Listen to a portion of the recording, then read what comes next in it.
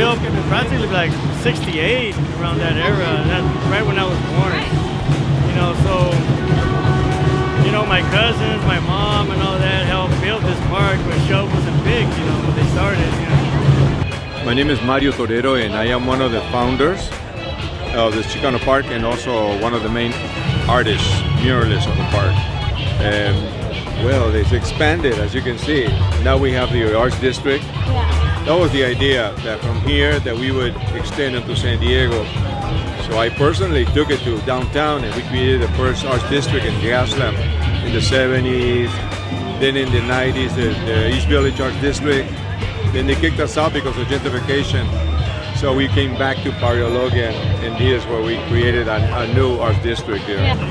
I think this is like a lot of history, and I feel like a lot of times people would kind of just like throw it away, just because like before it was a park, it was like they wanted to plan like highway patrol here, and it was kind of like, why do we need that in like this kind of area? And like this is kind of like more of a thing where like people come together for a park, and like families and like your kids to like play, and like it being like under like a highway is like a different like location, just because like I've never seen a park under a highway like that. Oh yeah, definitely. I see the park changing more. There's more companies, more little moms and pop shops, more restaurants Like coming more in. businesses? Oh yeah, back in the days we didn't have all that stuff. Oh, okay. We only have the Weber's Bakery and Cuatro Milpas right there. I have to say that my first experience of being here is when I was around 7 years old, in my memory I should say, and my dad and my mom. And so they're taking me through the park, and and I'm young and everything, and I remember my dad is really big, picking me up underneath my arm like that, throwing me on his shoulders. So I'm walking around, and I so badly I want to touch everything so high, and he's trying to make me reach and touch and everything, and I want to touch. And my dad was always telling me, you know what? Even after I'm gone, he says, I'm always gonna be here. You come here, you're gonna feel me. You're gonna feel your nana, your tata, you're gonna feel everybody, and you're gonna feel home. And so sometimes that's why I prefer, I may not go to the cemetery, I may not go to, to those places. I come here, and this is where I can feel everybody's ancestors right here. We feel them, and they're here. You see, we took over Chicano Park in 1970. And because we had never done this, we don't know how to act. Plus, we still felt the threat of the government that we wanted to do things right. So we try to negotiate with the city, with the state, with anybody, the police, whomever, the city, how we can paint murals on the walls. Yeah. But they would never give us a yes. Really? They would never acknowledge it. So it still took 3 years. So the first mural that ever got painted was this one here on March 27, 1973. And you see it on that corner, way that corner over there, the information on it, the title of the mural, who was involved, the renovation, and the dates. And your names are right up there. Yeah. Well, I kind of took a lead here. On the March 27, Marzo 27, 1973, it was an urge, it was an instinct that I did. I went up there. That's the original sign of the date. Okay. I must have known that it was a very special and important date because it was initiating this whole movement of murals in art. This mural here on that day. Because none of the other ones have dates, doesn't have much information on any of them. Whenever they promoted Chicano Park, they used El Colossus, the one holding out the bridge. Yeah. They use that a lot. So that's kind of becoming almost kind of the logo of Chicano Park, I'm thinking. Chicano Park in the beginning, the city didn't like it. Like San Diego City No, they did not like it? They did not want to promote it or anything. We thought, they wanted us to die off. And now they really love us. Really? Yeah, because the tourists that come to San Diego, now this has become a hub of visitors. Yeah. So we're getting more and more tours of Chicano Park. And the San Diego Tourist Bureau has been here many times, and they're promoting Chicano Park now as part of the whole San Diego, something that San Diego is all proud about. Right. Yeah. So that's expanding.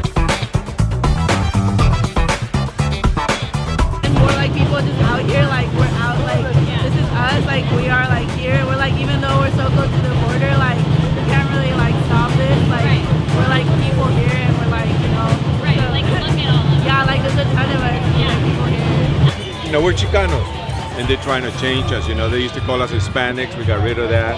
Then they call us Latins.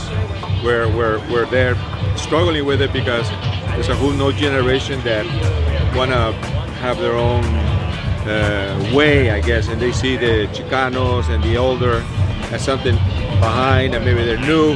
That's why this Latinx is kind of like a battle in which Chicanos are recovering, because we still believe that we're not Latins. Latins are from Mediterranean, they're, so that's why the Chicano identity and culture is becoming even stronger when we're attacked from the outside. Yeah. So we reinforce. To us, it's like a vaccination. Right. So that because we're getting bigger and bigger. Yeah. Because the ones that are trying to change our name is really inspired by the neocons, the authorities. They don't like Chicano, so they're trying, but we're winning, Yeah, most definitely. You know what? Since Trump has taken office and since the white supremacists have tried to annihilate who we are, it's even more important. All they did was make our roots plant even stronger and deeper into the ground, So actually, it's a blessing that they're there.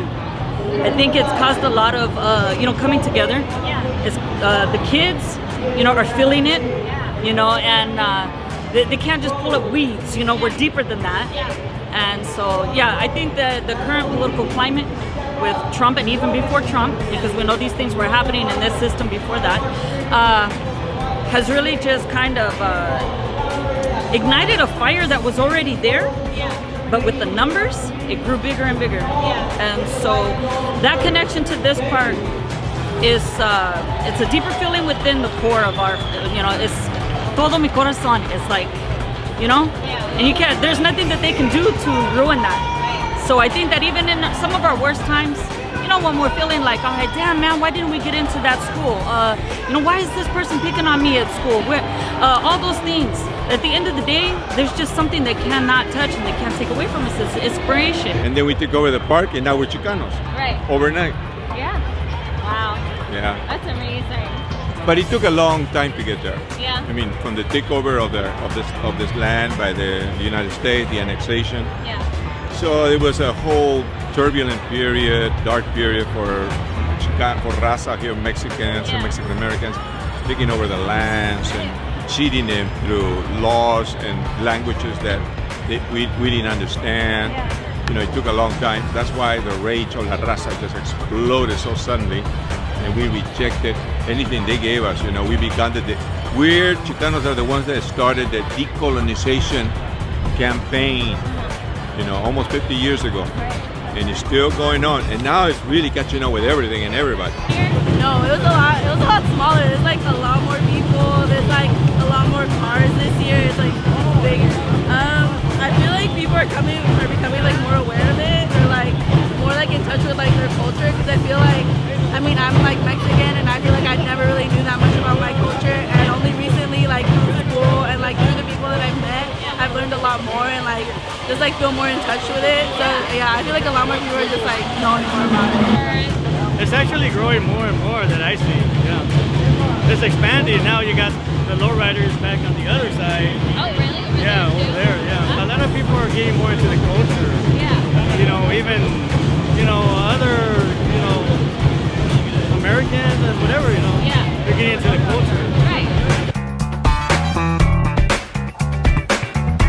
The fear that some of us have to live with, I think turns into what I would like to say is kind of like a butterfly. We call it the papalo. That's butterfly in Nahuatl, right? The papalo. Toda la gente is a papalo, okay? So we cocoon sometimes because we need to grow. Some of us have things that we need to be cocooning while some of us are already in our wings.